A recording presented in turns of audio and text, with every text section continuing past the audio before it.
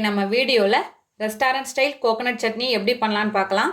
இதுக்காக அரை கப் தேங்காய் துருவுனது எடுத்திருக்கேன், 3 பச்சை மிளகாய், 1/2 டீஸ்பூன் சீரகம், 4 சின்ன சைஸ் பூண்டு பல், இது பெரிய சைஸாக இருந்தால் 2 பூண்டு பல் வச்சுக்கோங்க, 4 சின்ன வெங்காயம், ஒரு சின்ன துண்டு வெல்லம், தாளிப்புக்கு 1 டீஸ்பூன் கடுகு, 2 வரமிளகாய் உடச்சி வச்சுருக்கேன், கொஞ்சமாக கருவேப்பிலை, கொஞ்சமாக உளுத்தம்பருப்பு, உப்பு தேவையான அளவு, எண்ணெய் தேவையான அளவு. இப்போ எப்படி செய்யலான்னு பார்க்கலாம்.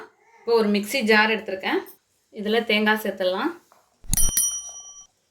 தேங்காய் சேர்த்ததும் வெல்லம், சீரகம், பூண்டு, சின்ன வெங்காயம், இப்போ பச்சை மிளகாவை உடச்சி சேர்த்துக்கிறேன்.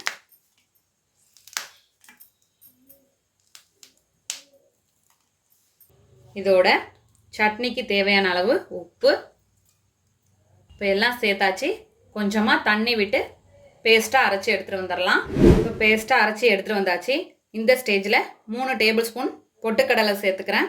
இது நான் இன்க்ரீடியன்ஸில் சொல்லலை, நீங்கள் சேர்த்துக்கோங்க. இப்போ இதையும் சேர்த்து பேஸ்ட்டாக அரைச்சி எடுத்துகிட்டு வந்துடலாம்.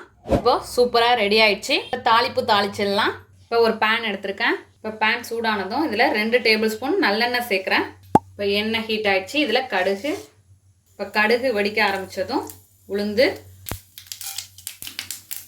இதோட வரமிளகாய்,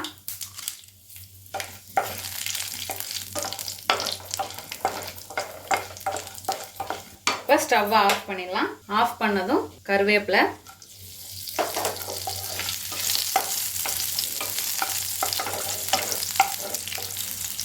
இப்போ இதில் நம்ம சட்னியை சேர்க்கலாம்.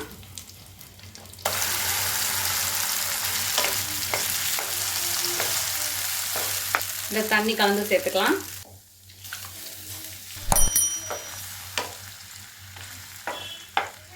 அப்படியே கடுகோட கலந்துட வேண்டியதுதான்.